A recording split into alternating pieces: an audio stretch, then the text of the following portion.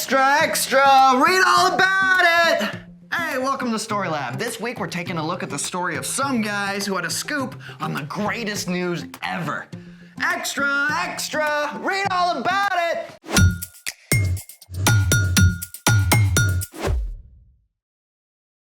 Hey, I'm Carter. And I'm Zeke. We're talking about how Jesus is so important in God's story. He's the best news there is. Wait, you're reading an actual print newspaper? Yeah, and I have the ink smudges to prove it. But who even gets their news in print rather than online? I prefer the real thing. Yeah, but think of all the trees you could save. Did God come in virtual form?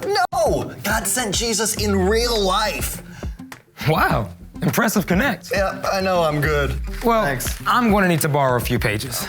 Really? Oh, yes! I converted you to print. My work here is done. So when you read in print, there's way less distraction. You know, no phone notifications, no people calling you. The physical design actually guides your reading for better understanding. In fact, my grandfather had a very interesting theory. Whenever he read his newspaper in the morning, it actually guided his digestion, and you get way more opportunity to meet people outside when you go out and you actually buy the newspapers and you read stuff from the articles, and oh man, you just learn so much new stuff that you never would have found otherwise. Hey, Zeke? Huh? Oh, wait, you didn't even want to read it? No, Why not? because I'm not 100 years old. So that's for me? Yeah. Oh. But not yet. You gotta wait till Christmas. Well, what do we do until then? We'll just recycle the rest of this. There. All right. I really want to open it. Not right now. You ready? Yeah, I'm ready. Let's make it! Our Christmas tree needs some help. So today, we're making some newsprint snowflakes. Oh, I am so ready for snow. Step 1 is to cut a perfect square out of newsprint.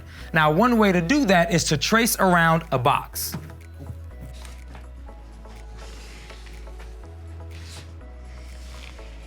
Then, take your scissors and cut out the square.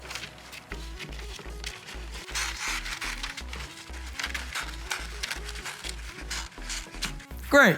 Step 2 is to fold your square. Start by folding it in half like this.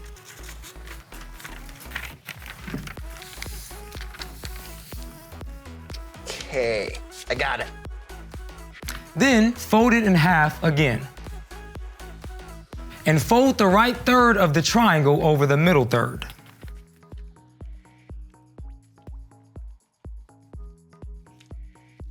And finally, flip it over and fold the right side over the middle so it looks like this. Do we leave these little tails? Nope. Step 3, cut off the excess paper points.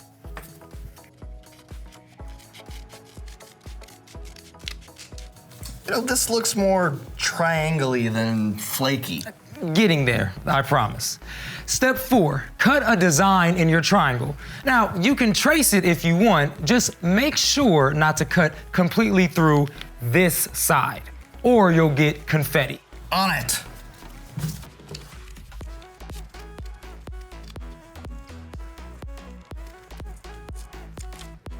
All right, I may have cut a little bit off the top, but it's still triangle-y. Yeah, but this is the fun part now.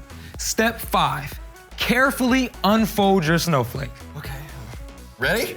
You first. All right. Love it. Wow, look at that. It's nice. A little small, but all right. Oh, let it snow, let it snow, let it snow. All right, your turn.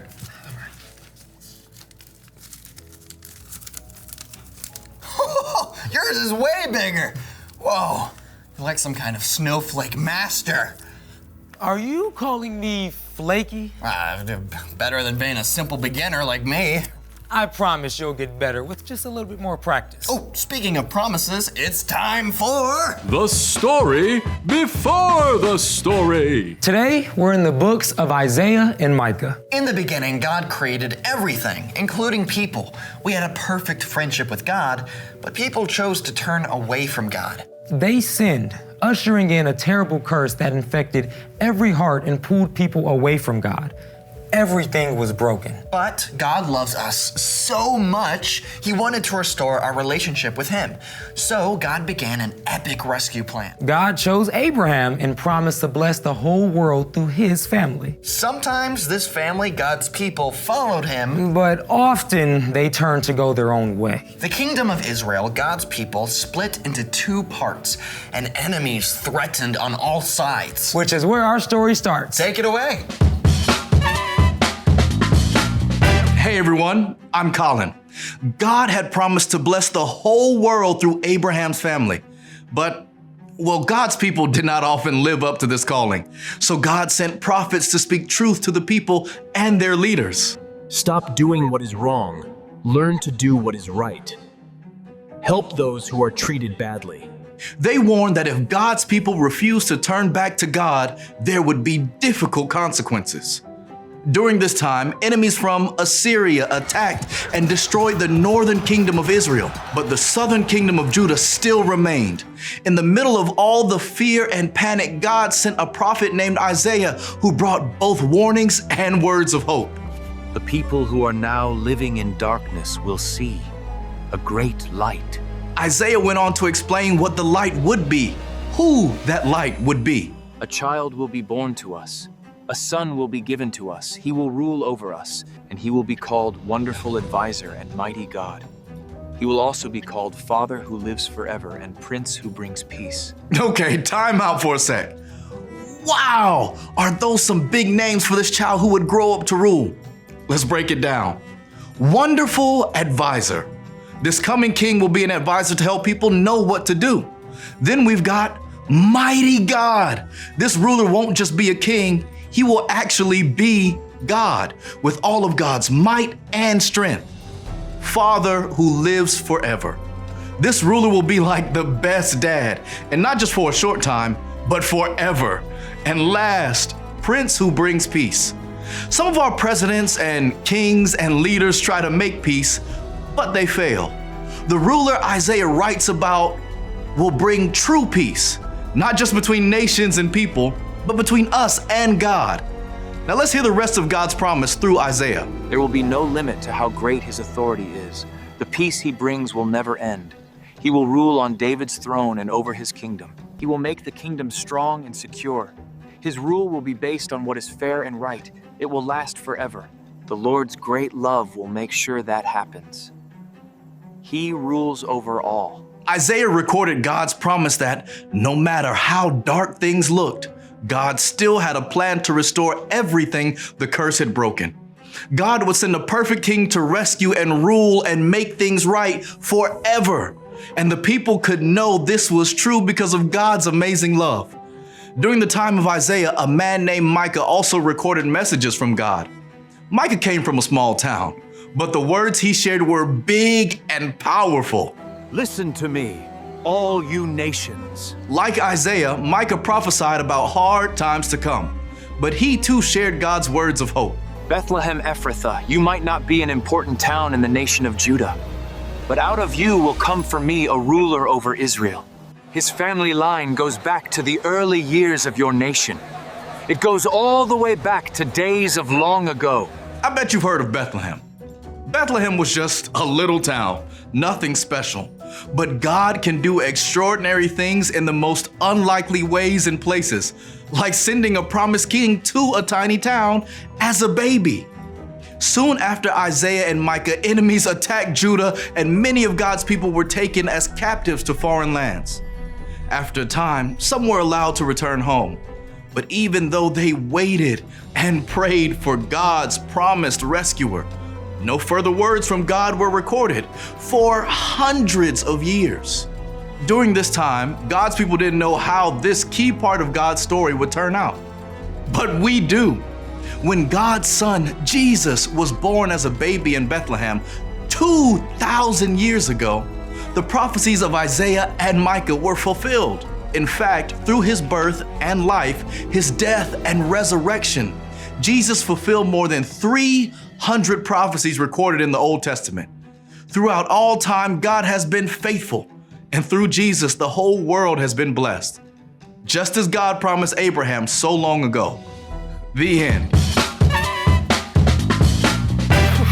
I mean, wow. I thought I knew the Christmas story, but It is so much bigger. So, what's our part in the story? It's great to learn about Jesus being born. But when you know the big picture, you can truly understand just how much we've got to be excited about at Christmas. yeah, because Jesus is good news for everyone. That's right. Remember how God promised to bless the entire world through Abraham's family? Well, Jesus was one of Abraham's many great grandkids. And since Jesus broke the terrible curse of sin, the whole world has been blessed. That's right. Jesus did not come only for a few people in one place at one point in time. Anyone, anywhere, at any time can choose to follow Jesus and become a close friend of God. It's the best news ever. Definitely something to celebrate. I think we should party all month. Hey, sounds good to me. See you next time. So, here's the thing.